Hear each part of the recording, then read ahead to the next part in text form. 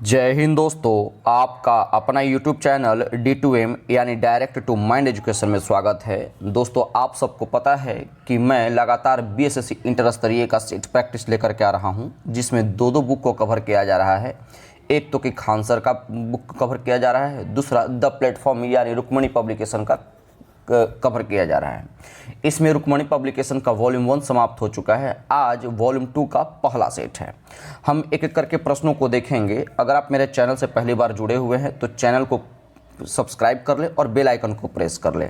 सारे वीडियोज़ को देखने के लिए चैनल के प्लेलिस्ट से जाकर के आप सारे वीडियोज़ को देख सकते हैं। प्रीवियस ईयर के जितने भी एग्जाम हुए हैं अभी तक सारे वीडियोज़ को कराए गए हैं। साथ ही साथ डिस्क्रिप्शन में दिए हुए लिंक पर क्लिक कर हमारे टेलीग्राम से चैनल से जुड़िए और इस वीडियो का PDF आप प्राप्त करिए। आइए हम एक एक करके प्रश्न को देखेंगे। प्रश्न संख्या 1 से। प्रश्न संख्या 1 क्या कहता है? कहता है कि ग्रेनाइट चट्टानें किस प्रकार की चट्टानें होती है? ऑप्शन दिया हुआ है अवसादी चट्टानें, आग्नेय चट्टानें, शिष्ट चट्टानें या फिर कायांतरित चट्टानें। तो आपका करेक्ट आंसर क्या हो जाएगा? ऑप्शन नंबर 2 आग्नेय चट्टानें। अच्छा, ये आग्नेय चट्टानें होता कैसा है, यानी किस तरह से किस चीज़ से निर्मित होता है?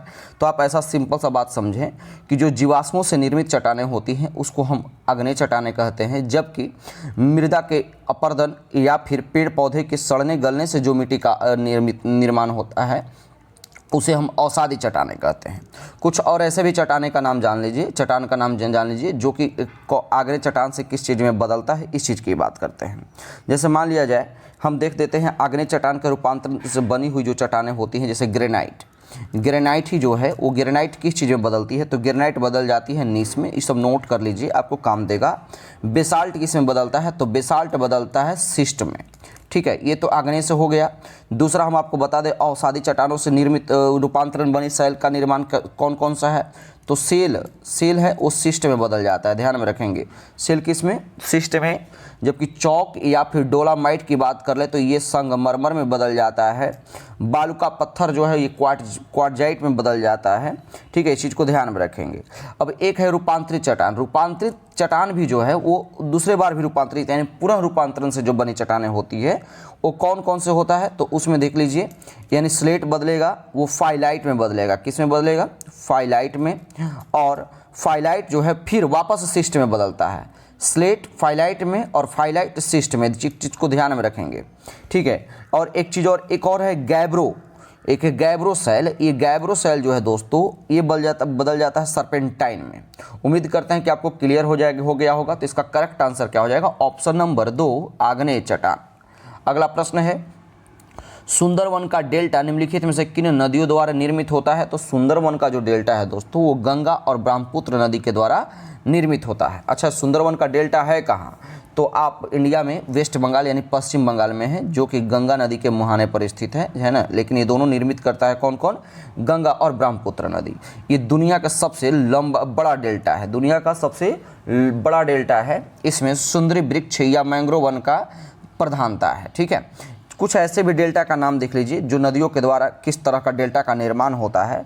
जैसे नील नदी और गंगा और ब्रह्मपुत्र नदी का जो डेल्टा होता है वो किस प्रकार का डेल्टा होता है? तो वो जो डेल्टा होता है दोस्तों वो चापाकार डेल्टा होता है। किस तरह का डेल्टा होता है? तो चापाकार डेल्टा। नोट कर लीजिएगा, पूछ देगा आपको कि नील नदी से निर्मित जो होता है डेल्टा किस प्रकार का डेल्टा का निर्माण करता है? तो चापाकार डेल्टा। एक है मिसिसिपी और मिसौरी नदी। कौन सा? नोट करिए, मिसिसिपी और मिसौरी नदी से पंजाकार डेल्टा बनता है। किस तरह का डेल्टा बनता है? पंजाकार डेल्टा। और भारत में दो ऐसे भी नदियां हैं जो डेल्टा न निर्माण करके बल्कि जो ज्वार नदमुख का निर्माण करते हैं। वो नदी कौन कौन से हैं? तो एक नर्मदा नदी और दूसरा जो है वो ताप्ती नदी। नोट कर लीजिएगा। तो उम्मीद करते हैं कि क्लियर हो गया होगा। तो इसका करेक्ट आंसर हो जाएगा ऑप्शन नंबर 2। अगला प्रश्न देखिएगा, क्वेश्चन नंबर 3 क्या कहता है? 3 नंबर प्रश्न कहता है कि भारतीय संविधान का कौन सा अनुच्छेद यह बताता है कि एक भारतीय नागरिक को किसी भी रेस्टोरेंट में और सड़क सार्वजनिक स्थान का उपयोग करने का अधिकार है? तो 3 का करेक्ट आंसर हो जाएगा 15 का ऑप्शन नंबर 4 15 का 2। आप साफ सब शब्दों में 15 के 2 में आप जानते हैं कि क्या लिखा हुआ है कि देश के किसी भी राज्य में यानी किसी राज्य जो है किसी नागरिक के प्रति केवल धर्म, मूल, वंश, जाति, लिंग या जन्म स्थान को लेकर के भेदभाव नहीं करेगा। तो इसका करेक्ट आंसर हो जाएगा ऑप्शन नंबर 4। अच्छा, 14 में क्या कहा गया है? तो 14 में जो है दोस्तों विधि के समक्ष समानता का जिक्र किया गया है। जबकि 16 में क्या कहा गया है? तो 16 में कहा गया है कि संसद किसी भी विशेष रोजगार के लिए निवास की शर्त आरोपित कर सकती है। जबकि 17 में क्या है? अस्पृश्यता का अंत कहा गया। तो इसका करेक्ट आंसर क्या हो जाएगा? Option number 4। अगला प्रश्न देखिए, निम्नलिखित में से किन देशों के समूह से भूमध्य रेखा गुजरती है? तो सबसे पहले मैं आपको बता दूं कि भूमध्य रेखा टोटल 13 देशों से होकर के गुजरती है। चाहो तो मैं आपको बता दूं 13 देशों का नाम, लेकिन आपको याद नहीं रहेगा, इसलिए कोई फ़ायदा नहीं है। कितने देशों से होकर गुजरती है? तो भूमध्य रेखा टोटल 13 देशों से होकर गुजरती है। इसमें से आपको एक सीक्वेंस दे दिया है कि किस देशों से होकर के गुजरता है। तो इसका करेक्ट आंसर हो जाएगा ऑप्शन नंबर 2, कोलंबिया, केन्या और इंडोनेशिया से होकर के ये गुजरती है। इस चीज़ को ध्यान में रखिएगा कि एक देशांतर का भूमध्य रेखा की दूरी कितनी होती है। हमने क्या पूछा है? 1 डिग्री देशांतर रेखा का भूमध्य दूरी कितनी होती है? तो नोट कर लीजिएगा 111.32 किलोमीटर। कितना? 111.32 किलोमीटर, यानी आपको राउंड फिगर में दे देगा 111 किलोमीटर। तो इसका करेक्ट आंसर क्या हो जाएगा? Option number 2। अगला प्रश्न देखिए क्या कहता है। क्वेश्चन नंबर 5 है, निम्नलिखित में से कौन सा देश आसियान का सदस्य नहीं है? तो मैं आपको इसमें एक और बात बता दूं फिर से कि आसियान में टोटल कितने सदस्य हैं दोस्तों? तो आसियान में टोटल 10 सदस्यों की संख्या है। कितने? 10 सदस्यों की संख्या। आपसे पूछा है कि कौन सदस्य देश नहीं है। इसके पहले एक चीज़ और देख लीजिए कि आसियान का फुल फॉर्म होता क्या है। आपसे पूछ भी सकता और नहीं भी पूछ सकता, लेकिन ध्यान देख लीजिए, काम देगा। तो आसियान का जो फुल फॉर्म होता है association of south east Asian nation. इसमें टोटल 10 देश हैं। कौन कौन देश हैं एक बार ज़रा सुन लीजिए। म्यांमार है, कंबोडिया है, लाओस है, वियतनाम है, थाईलैंड है, ब्रुनेई है, इसके बाद इंडोनेशिया है, मलेशिया है, फिलीपींस है और सिंगापुर है। आपसे पूछा कि कौन नहीं है, तो इसमें पाकिस्तान का तो कहीं जिक्र नहीं आया, यानी ऑप्शन नंबर 2 मेरा इसमें जो है करेक्ट आंसर हो जाएगा आपका 3 का बांग्लादेश का जिक्र नहीं आया है। तो इसमें इसका आंसर हो जाएगा बांग्लादेश जो है वो एशियान देश का सदस्य नहीं है। अच्छा, ये तो ठीक है। इसमें और इम्पॉर्टेंट, आसियान की जो है वो स्थापना कब हुई थी? तो आसियान की जो है दोस्तों स्थापना कब हुई थी, इसको नोट करिए। 8 अगस्त 1967 ईस्वी को जो है दोस्तों इसकी स्थापना हुई थी। इसका हेडक्वार्टर कहाँ है? तो इसका हेडक्वार्टर है वो इंडोनेशिया के जकार्ता में है। कहाँ है? इंडोनेशिया के जकार्ता में है। वर्तमान में टोटल कितने सदस्य देश हैं? मैंने अभी बताया 10। एक और मोस्ट इंपॉर्टेंट फैक्ट एशियान से रिलेटेड जो कि आप लिख लीजिए। मैंने तो बताया ही कि 10 सदस्य देश हैं, लेकिन आसियान जो है तिमोर लेस्टे, नोट कर लीजिए, तो तिमोर लेस्टे को जो है दोस्तों अपने 11वें सदस्य के रूप में स्वीकार करने पर सहमति व्यक्त की है। तो इसका करेक्ट आंसर हो जाएगा ऑप्शन नंबर 3। अगला प्रश्न है, मैकमोहन रेखा भारत तथा किस देश के बीच की सीमा रेखा है? तो 6 का करेक्ट आंसर लगाएंगे ऑप्शन नंबर 4। भारत और चाइना के बीच में मैकमोहन रेखा, जबकि भारत पाकिस्तान के बीच में जो दोस्तों वो रेड क्लिफ रेखा। एक और है भारत और पाकिस्तान के बीच में 24वीं समांतर रेखा। 24वीं समांतर रेखा जो है भारत और पाकिस्तान के बीच में ही है। पाकिस्तान इसको मानता है लेकिन भारत इसको एक्सेप्ट नहीं करती है। दो और रेखा का नाम रख लीजिए याद, मैं आपको ट्रिक बता दूंगा। 49वीं समांतर रेखा जो है किसके बीच में है? तो यूएसए याद रहता है ना, यूएसए, तो इसको 49वीं यूएसए पढ़िए। यूएसए नहीं, मैं गलत पढ़ा रहा हूँ आपको, ठीक है। 49वीं की जगह पर आप यूएसए ना पढ़ करके यूएसए पढ़िए। तो 49वीं यूएसए एंड कनाडा के बीच में है। यूएसए एंड कनाडा के बीच में है। किसी भी तरह से हमें याद करना है, ठीक है, हमें ध्यान में रखना है, रट्टा मारने की जरूरत नहीं है। क्या पता मुझे याद नहीं रहे, लेकिन यही ट्रिक आपके दिमाग में रहेगा कि ऊ फॉर 49वीं और ऊ फॉर यूएसए पहुंचा दे हम। तो यूएसए यानी हम 49वीं समानांतर रेखा यूएसए और कनाडा के बीच में। एक है मैगिनॉट, तो मैगिनॉट किसके बीच में है? तो मैगिनॉट रेखा जो है दोस्तों वो जर्मनी और फ्रांस के बीच में है, ध्यान में रखेंगे। तो इसका करेक्ट आंसर क्या हो जाएगा 6 का ऑप्शन नंबर 4 चाइना। अगला प्रश्न है कि आंग सान सुकी की जो NLD की नेत्री हैं किस देश से संबंध रखती हैं? तो ध्यान में रखिएगा। तो इसका करेक्ट आंसर हो जाएगा ऑप्शन नंबर 4, म्यांमार से ये संबंध रखती हैं। इन्हें जो है 1991 ईस्वी में शांति का नोबेल अवार्ड भी मिला हुआ था, आंग सान सू की को। ध्यान में रखेंगे 1990 के दशक में म्यांमार के चुनाव में विजय प्राप्त करने पर भी जो है सैन्य सरकार ने उन्हें सरकार नहीं बनाने दिया था। ध्यान में रखिएगा।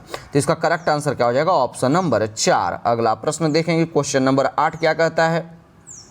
8 नंबर प्रश्न कहता है कि एडमिरल कप का संबंध किस खेल से है? तो एडमिरल कप का संबंध जो है दोस्तों वो नौका दौड़ से है। बाकी एक और फेमस मतलब जो आप शायद जानते हैं या नहीं भी, एक है लावेर कप। क्या है? लावेर कप। ये लावेर कप का संबंध किस है? तो लावेर कप का संबंध जो है दोस्तों वो टेनिस से है। तो इसका करेक्ट आंसर हो जाएगा ऑप्शन नंबर 2।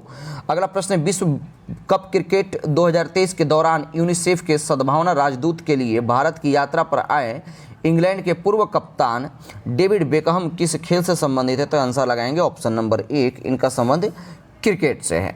अगला प्रश्न है क्वेश्चन नंबर 10, कहते हैं निम्नलिखित में से संघाई सहयोग संगठन का एक सदस्य देश कौन सा है? तो 10 का करेक्ट आंसर लगाएंगे। इसका एक सदस्य जो है वो ईरान है। ठीक है, कौन सा है? ईरान है। इसमें कौन कौन से देश शामिल हैं? तो इसमें टोटल पहले आसियान में तो मैंने बताया कि 11 देश हैं, लेकिन संघाई में कौन कौन देश हैं? तो भारत है।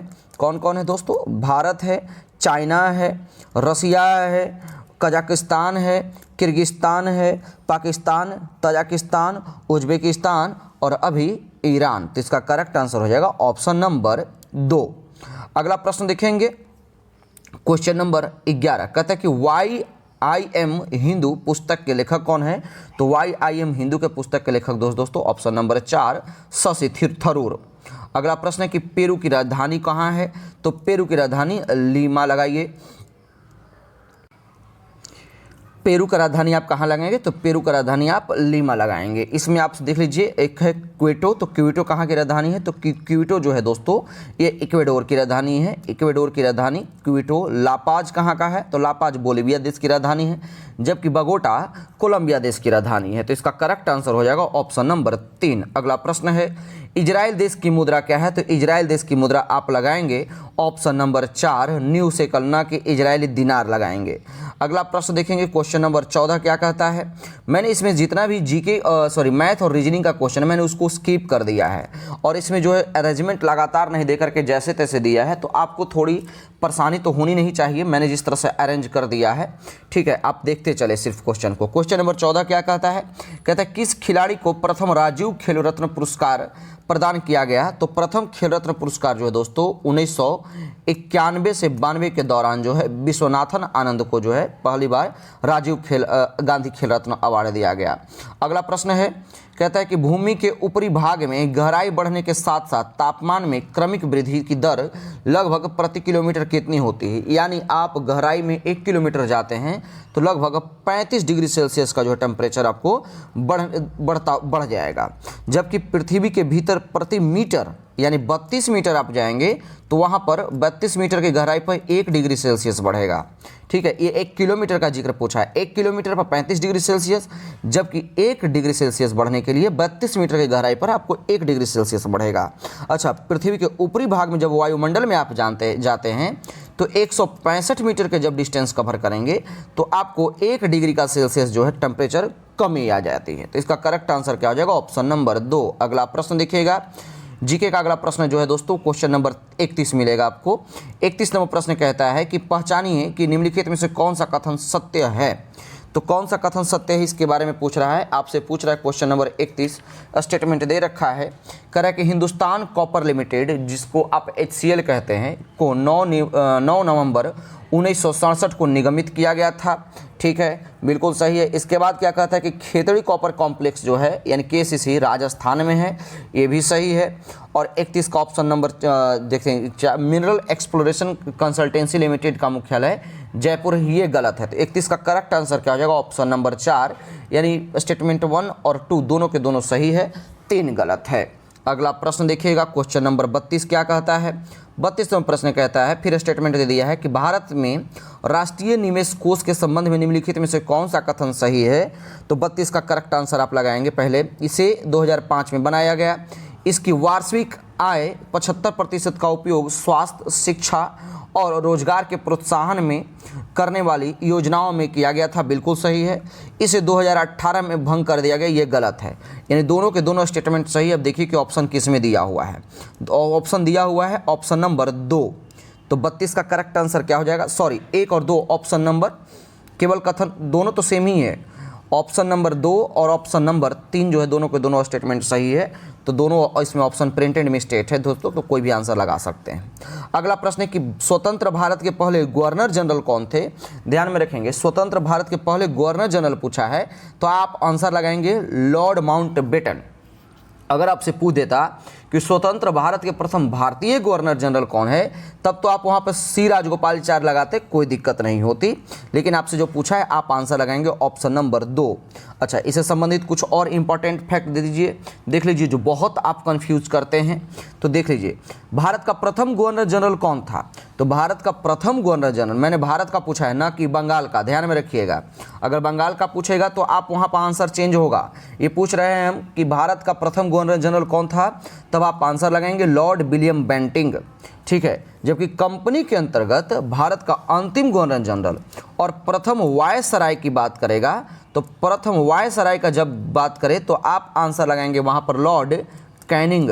कौन? Lord Canning. ठीक है, ध्यान में रखेंगे। तो इसका करेक्ट आंसर क्या हो जाएगा दोस्तों? Option number 2। अगला प्रश्न है कि सिख धर्म के पहले गुरु कौन थे? तो सिख धर्म के जो पहले गुरु थे श्री गुरु नानक देव जी थे। ऑप्शन नंबर 3 इसका करेक्ट आंसर होगा। ठीक है, 1496 ईस्वी में, ध्यान में रखेंगे, 1496 ईस्वी में जो है दोस्तों कार्तिक पूर्णिमा को गुरु नानक को आध्यात्मिक ज्ञान का आभास हुआ था। इन्होंने गुरु का लंगर, क्या? गुरु का लंगर नामक जो है निःशुल्क सहभागी भोजनालय भी स्थापित किया था। जबकि 1539 ईस्वी में जो है दोस्तों इनकी करतारपुर में मृत्यु हो गई थी। तो इसकी करेक्ट आंसर हो जाएगा ऑप्शन नंबर 3। अगला प्रश्न है, कहते हैं पुरातात्विक स्थल सूरकोटदा किस राज्य में स्थित है? तो 35 का करेक्ट आंसर लगाएंगे लोथल और सूरकोटदा दोनों के दोनों गुजरात राज्य में स्थित है। अगला प्रश्न है, कहते हैं कि भारत में सिजदा प्रथा किसने शुरू की थी? तो आप सिजदा के साथ साथ एक और प्रथा का नाम रखिएगा, सिजदा और पैबोस। कौन सा? सिजदा और पैबोस की नीति जो है दोस्तों गयाउद्दीन बलबन ने ही शुरू किया था। यानी आपको कहीं कहीं बलबन मिल जाएगा, कहीं गयासउद्दीन बलबन मिलेगा। तो सिजदा एवं पैबोस की नीति जो है लव एवं रक्त की नीति इन्होंने बलबन ने शुरू किया था। इन्होंने एक सैन्य विभाग की भी स्थापना करी थी, जिसका नाम क्या था? तो उसका नाम था दीवान ए अर्ज। क्या नाम था उसका? दीवान ए अर्ज। ये बलबन के सैन्य विभाग का नाम था। तो इसका करेक्ट आंसर क्या हो जाएगा? Option number 3। एक और इंपॉर्टेंट फैक्ट अभी ध्यान में आ रहा है, बलबन को उलुंग खां की उपाधि किसने दी थी? बलबन को जो है दोस्तों उलुंग खां की उपाधि किसने दी थी?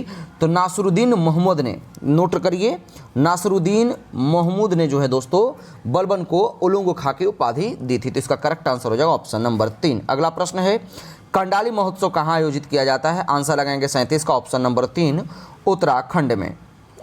अगला प्रश्न है, क्या कहता है? कहता है कि नृत्य शैली चेरी की उत्पत्ति किस राज्य में हुई थी? तो चेरी का उत्पत्ति जो है दोस्तों ऑप्शन नंबर 3 और राजस्थान में है। एक है चेरी से संबंधित और देख लीजिए, चेरकॉन।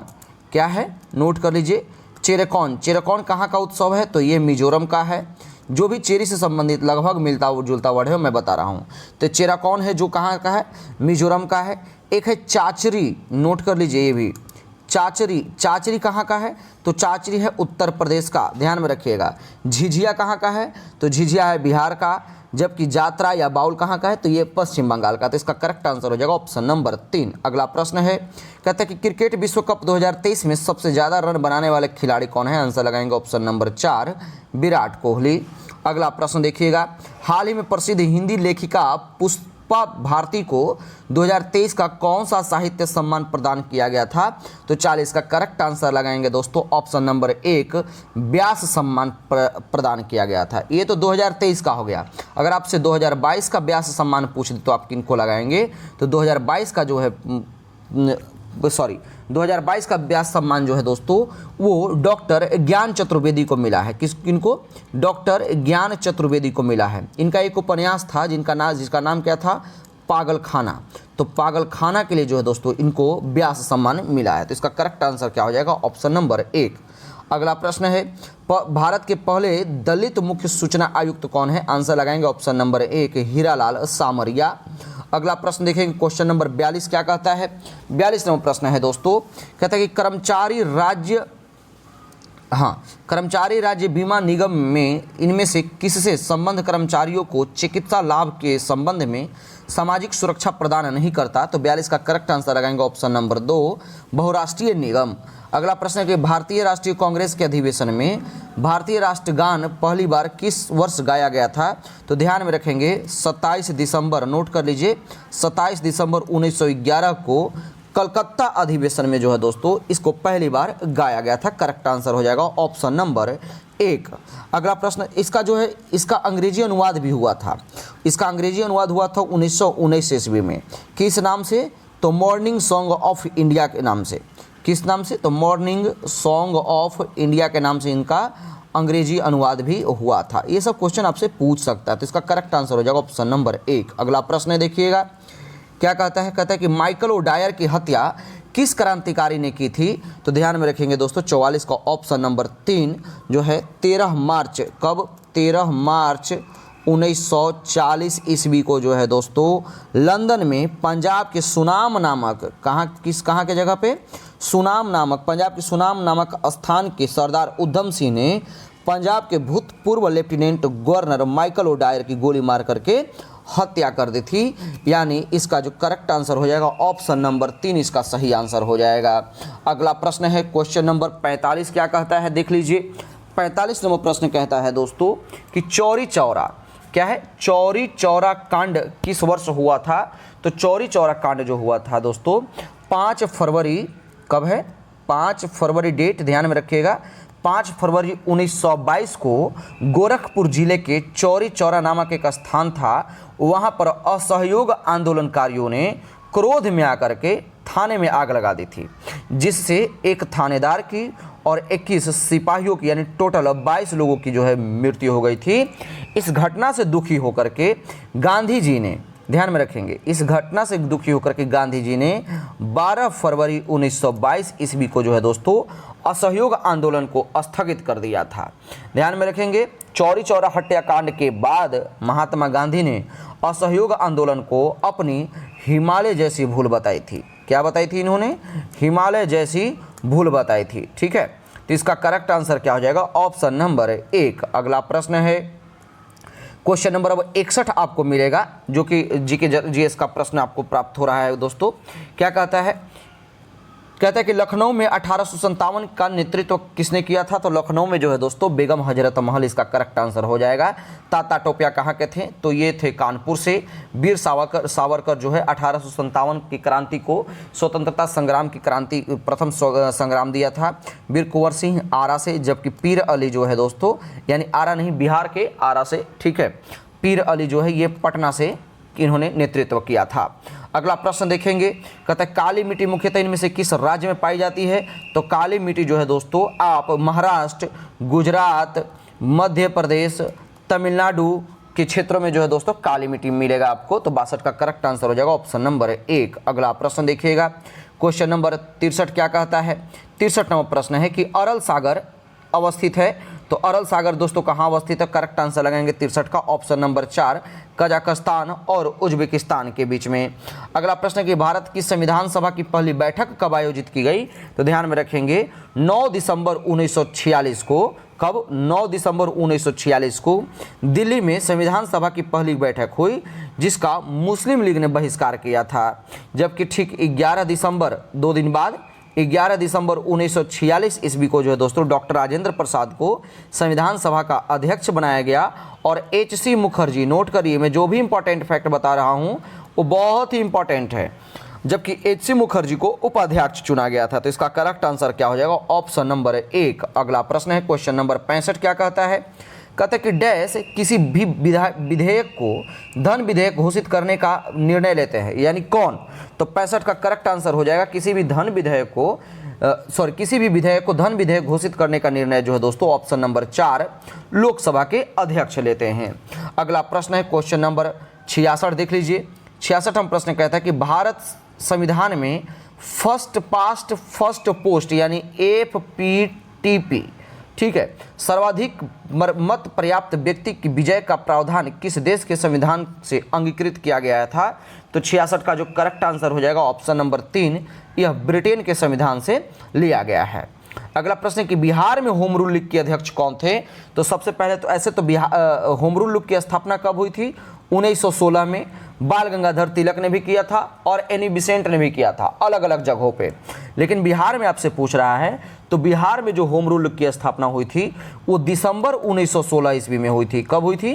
दिसंबर 1916 ईस्वी में हुई थी। उसकी जो अध्यक्षता इन्होंने किया था, अच्छा, दिसंबर 1916 में पटना में हुआ था, ध्यान में रखेंगे, माफ़ कीजिएगा, पटना में हुआ था। इसकी अध्यक्षता किसने की थी?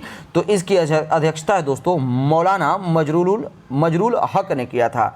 तो करेक्ट आंसर क्या हो जाएगा? Option number 3। अगला प्रश्न देखिएगा, क्या कहता है? कहते हैं कि 1857 की क्रांति में पटना विद्रोह का नेतृत्व किसने किया था? तो अभी तो हमने बताया, वीर कुंवर सिंह का नाम आता ही और पीर अली का नाम आ ही रहा है, तो ऑप्शन नंबर 4 इसका करेक्ट आंसर हो जाएगा। अगला प्रश्न है कि पंचशील समझौता किन देशों के बीच हुआ था? तो 69 का करेक्ट आंसर लगाएंगे।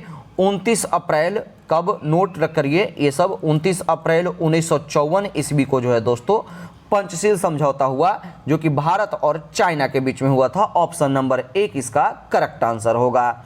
ध्यान में रखेंगे कि नेहरू का पंचशील समझौता जो है सिद्धांत जो है बौद्ध धर्म से ग्रहण किया गया था। किसे? बौद्ध धर्म से, ठीक है। तो इसका करेक्ट आंसर हो जाएगा ऑप्शन नंबर 1। अगला प्रश्न देखेंगे, क्या कहता है? अफीम युद्ध किन के बीच में लड़ा गया था?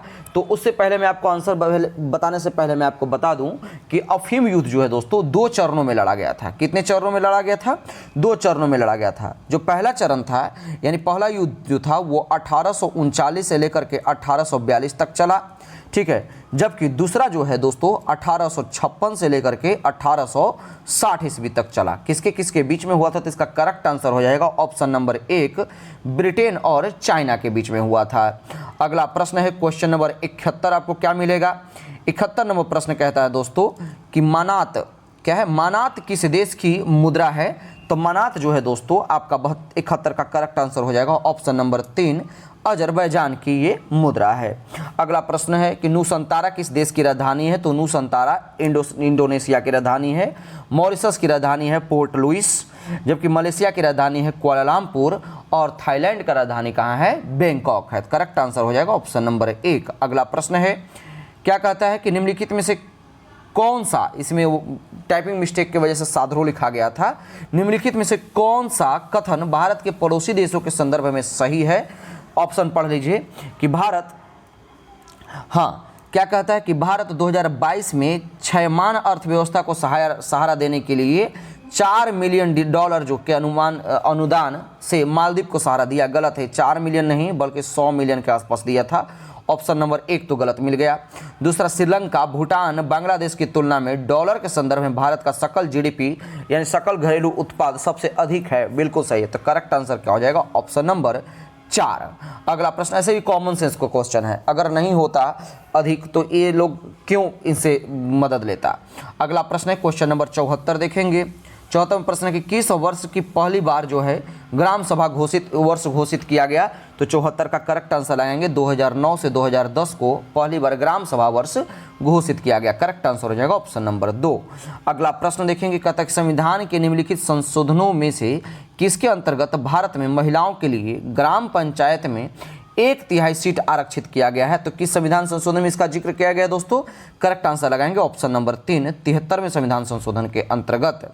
अगला प्रश्न है क्वेश्चन नंबर, अब आपको 91 नंबर प्रश्न मिलेगा।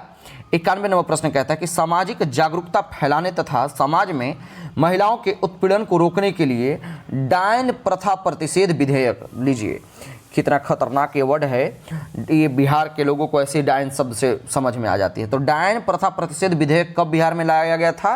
तो 91 का जो करेक्ट आंसर हो जाएगा ऑप्शन नंबर 2 इसका सही हो जाएगा 1993 1999 ईस्वी में। हालांकि महिला उत्पीड़न से के प्रतिषेध के लिए और भी अधिनियम लाया गया, उसी में क्या था, दहेज उन्मूलन अधिनियम, जिसको 1961 में लाया गया था। ठीक है, ध्यान में रखेंगे। तो इसका करेक्ट आंसर क्या हो जाएगा, ऑप्शन नंबर 2। अगला प्रश्न है कि भारत में पहली पंचवर्षीय योजना का आधार क्या था।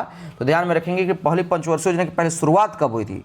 तो पहली पंचवर्षीय योजना की शुरुआत 1 अप्रैल 1951 को हुआ था और 31 मार्च 1956 को समाप्त हुआ था, जो कि हेराल्ड डोमर मॉडल पे आधारित था।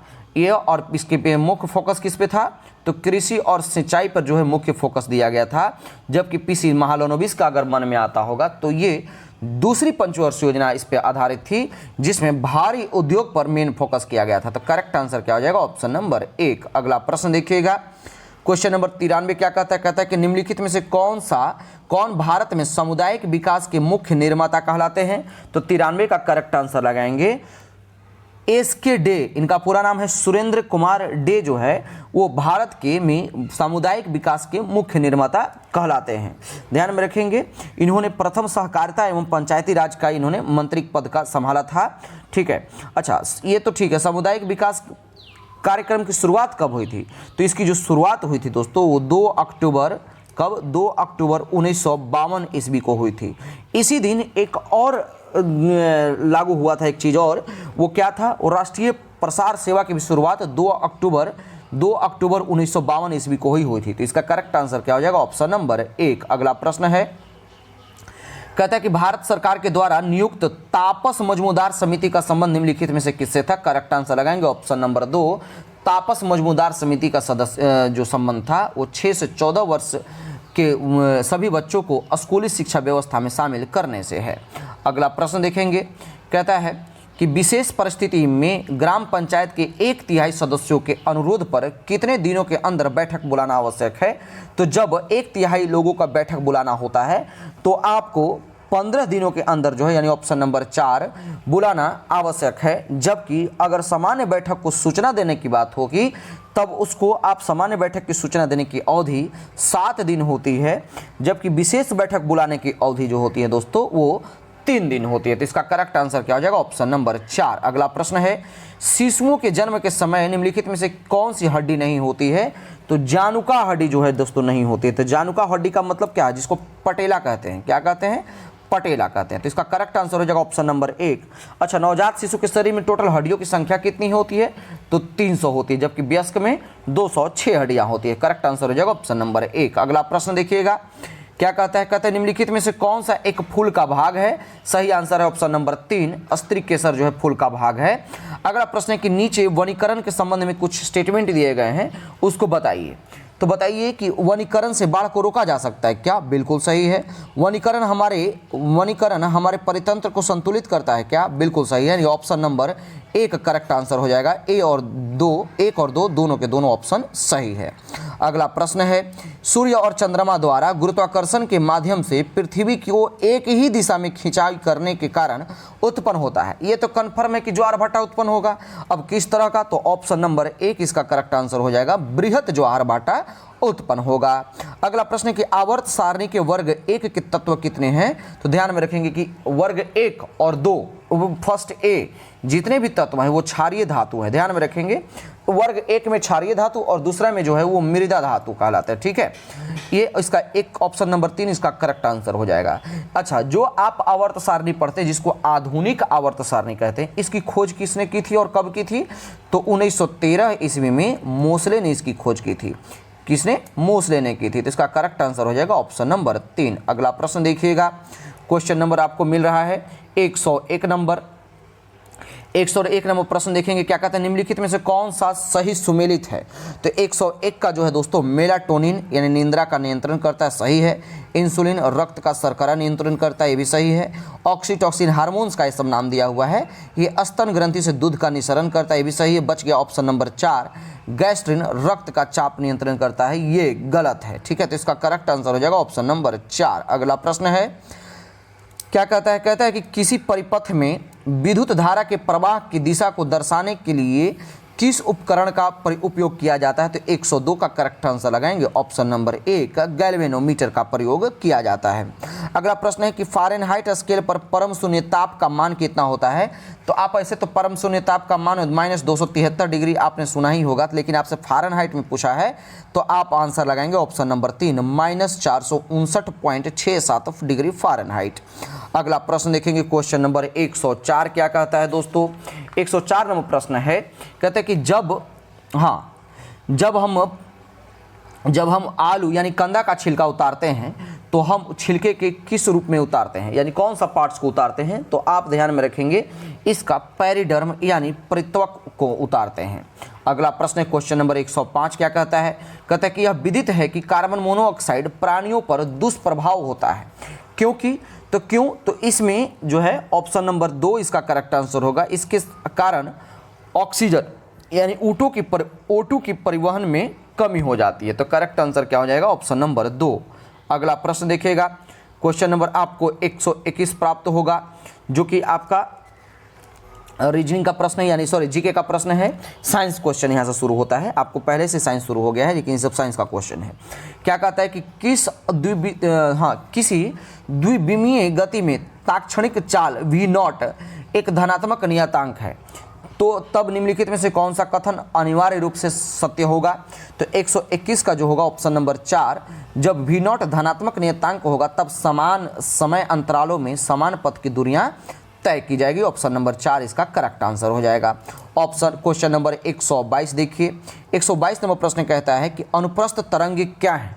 तो अनुप्रस्थ तरंगे जो हैं दोस्तों, इन तरंगों में माध्यम के कण तरंगों के संचरण की दिशा के लंबवत में जो है दोस्तों ये कंपन करती है। अच्छा, प्रकाश किस तरह का तरंग है? अनुप्रस्थ है कि अनुदैर्ध्य है? तो आप आंसर लगाएंगे अनुप्रस्थ तरंग है। तो इसका करेक्ट आंसर क्या हो जाएगा? Option number 1। अगला प्रश्न है कि वर्तमान में CO2 यानी कार्बन डाइऑक्साइड का सांद्रण हमारे वायुमंडल में कितना है? तो ध्यान में रखेंगे 123 का करेक्ट आंसर हो जाएगा लगभग 390 ppm। ऑप्शन नंबर 4 इसका सही है। अगला प्रश्न है कि ZX⁴ आवर्त सारणी के 12वें वर्ग का सदस्य है। यदि अल्फा कण उत्सर्जित करता है तो नया तत्व किस समूह का होगा? तो 124 का करेक्ट आंसर हो जाएगा ऑप्शन नंबर 1 10वें समूह का तत्व होगा। अगला प्रश्न है कि रॉबर्ट हुक ने जो है किसकी खोज की थी? तो रॉबर्ट हुक ने 1665 ईस्वी में कोशिका की खोज की थी, जबकि स्लाइडन और स्वान ने जो है दोस्तों कोशिका सिद्धांत का प्रतिपादन किया था। तो इसका करेक्ट आंसर हो जाएगा ऑप्शन नंबर 1। अगला प्रश्न है क्वेश्चन नंबर 26, प्रयोगशाला में ऑक्सीजन गैस बनाने के लिए निम्नलिखित में से कौन सी अभिक्रिया प्रयुक्त की जाती है? जो कि आपका यहाँ पर दिया हुआ है दोस्तों। तो इसका आपसे पूछ रहा है कि कौन सी अभिक्रिया प्रयुक्त की जाती है। तो 126 का मैं डायरेक्ट आपको आंसर बता दूं, ऑप्शन नंबर 1, यह एक अपघटन अभिक्रिया है तथा उष्माशोषी प्रकृति है। अगला प्रश्न देखेंगे क्वेश्चन नंबर 127 क्या कहता है? 127 नंबर प्रश्न है कि माइटोकॉन्ड्रिया को विलक्षण यानी वियर्ड कोशिकांग क्यों माना जाता है? तो 127 का करेक्ट आंसर लगाएंगे ऑप्शन नंबर 1, क्योंकि इसमें राइबोसोम और डीएनए होते हैं। ये सब स्टैटिक क्वेश्चन है, ये सब आपको भूलेंगे नहीं, ठीक है। अगला प्रश्न है क्वेश्चन नंबर 128 क्या कहता है कि जब किसी व्यक्ति को सर्दी जुकाम हो रहा होता है तब वह क्या नहीं कर पाता? आप कहते हैं ना कि हमें कुछ टेस्ट का पता ही नहीं चल रहा है, ठीक है। तो ऐसा नहीं कि सेब और आइसक्रीम खाइएगा तो आपको स्वाद का पता नहीं चलेगा। आपको क्या होगा, जब इत्र यानी स्प्रे और अगरबत्ती के कैसा गंध होगा ये चीज़ आप नहीं पता कर पाएंगे, यानी सूंघने की क्षमता उसमें कम हो जाती है, यानी ऑप्शन नंबर 2 करेक्ट आंसर होगा। अगला प्रश्न है क्वेश्चन नंबर 129 क्या कहता है? दिया हुआ है इधर कि किसी सीधे धारावाहिक चाल में क्रमशः धाराएं I, 2I और 3I प्रवाहित करने पर उससे दूरी r दूरी पर स्थित किसी बिंदु पर उत्पन्न चुंबकीय क्षेत्रों के परिमाण क्रमशः B1, B2 और B3 है। निम्न में से कौन सा संबंध सही होगा? तो 129 का जो करेक्ट आंसर लगाएंगे option number 1, B3 greater than B2, B2 greater than B1 इसका सही आंसर होगा। अगला प्रश्न है कि मेसनर प्रभाव किससे संबंधित है? तो मेसनर प्रभाव जो है दोस्तों ऑप्शन नंबर 4 अतिचालकों से संबंधित है। अच्छा, मेसनर प्रभाव था क्या? तो इसके बारे में जानकारी ले लीजिए। क्या कहता है कि जब कोई पदार्थ क्या है, जब कोई पदार्थ अपने क्रांतिक ताप क्या है, किस ताप पे? क्रांतिक ताप से नीचे आकर के अतिचालक अवस्था को प्राप्त करता है तो उसके अंदर चुंबकीय क्षेत्र का मान जो है वो शून्य हो जाता है। कैसा हो जाए चुंबकीय क्षेत्र का मान? शून्य हो जाता है। इस प्रभाव को ही हम क्या कहते हैं? मेसनर प्रभाव कहते हैं, यानी ऑप्शन नंबर 4 इसका करेक्ट आंसर हो जाएगा। अगला प्रश्न है कि लिटमस विलियम किसे प्राप्त होता है? तो लिटमस विलियम जो है दोस्तों वो लाइकेन से प्राप्त होता है। और आप जानते हैं कि अम्ल जो है वो नीले लिटमस पत्र को लाल कर देता है, सॉरी लिटमस पत्र को नीला कर देता है, और नीले लिटमस पत्र और मिथाइल ऑरेंज दोनों को लाल कर देता है। कैसा कर देता है? नीले लिटमस पत्र और मिथाइल ऑरेंज को लाल कर देता है, जबकि क्षार लिटमस पत्र को जो है दोस्तों लाल लिटमस पत्र को नीला कर देता है। अच्छा, क्षार जो है फेनोक्तलीन को किस कलर में बदल देता है? तो क्षार जो है दोस्तों फेनोक्तलीन को गुलाबी कलर में बदल देता है। तो इसका करेक्ट आंसर क्या हो जाएगा? Option number 3। अगला प्रश्न है कि वायरस एक सिस्टम मेमोरी में अपडेटेड होता है, इसलिए यदि मूल वायरस हटा दिया जाता है तो इसे फिर से सक्रिय किया जाता है। किसके थ्रू? तो 32 का करेक्ट आंसर लगाएंगे ऑप्शन नंबर 4 रेसिडेंट के थ्रू। अगला प्रश्न है क्वेश्चन नंबर 33 कि विद्युत तारों पर विद्युत रोधी पदार्थ एक ऐसी परत होती है जिसमें सामान्यतः उपयोग में लाए जाने वाला एक पदार्थ कौन सा है? तो यानी जो आप उसमें कवर लगा होता है वो किस चीज़ का बना होता है? तो पॉलीविनाइल क्लोराइड। ऑप्शन नंबर 3 इसका करेक्ट आंसर हो जाएगा। अगला प्रश्न है क्वेश्चन नंबर 134 क्या कहता है कि निम्नलिखित में से कौन सा भाग प्रकाश को मानव आंख में प्रवेश करने की सुविधा प्रदान करता है? करेक्ट आंसर हो जाएगा ऑप्शन नंबर 2 कॉर्निया। और आज के सेशन का लास्ट प्रश्न देख लीजिएगा दोस्तों, क्या कहता है? कहता है कि भूख लगने पर कोई व्यक्ति सर्वप्रथम उपयोग करेगा किसकी? तो उसने जो है ऑप्शन नंबर 1 इसका करेक्ट आंसर हो जाएगा, वो सबसे पहले ग्लाइकोजन का प्रयोग करेगा। तो ये वॉल्यूम 1 का फर्स्ट सेट था। उम्मीद करते हैं कि आपको सेशन पसंद आया होगा। अगर सेशन पसंद आए तो आप अधिक से अधिक शेयर कीजिए और हमारे सेट से कंटिन्यू बने रहिए। अगला सेट हम खान सर का लेकर के आएंगे और फिर उम्मीद करते हैं आज 2 मार्च हो गया, तो मैं हो सकता हूं कि एक दिन के लिए सेट रोक भी दूं, क्योंकि अभी आपको अपडेटेड करंट अफेयर का भी मैं वीडियो अपलोड करूंगा। सभी लोग वीडियो को सब्सक्राइब कर लीजिए और आप जुड़े रहिए, तुरंत करंट अफेयर का मैं वीडियो अपलोड करूंगा। जितने भी चाहे फिर यूपी का एग्जाम, यूपी पुलिस का एग्जाम देने जा रहे हो, बिहार एसएससी का एग्जाम के लिए प्रिपरेशन कर रहे हो, या फिर एसएससी जीडी का प्रिपरेशन कर रहे हो, आपका करंट अफेयर का कितना इंपॉर्टेंस है आप वीडियो को देखेंगे। तब तक के लिए धन्यवाद। अगला वीडियो हम कल लेकर के आएंगे।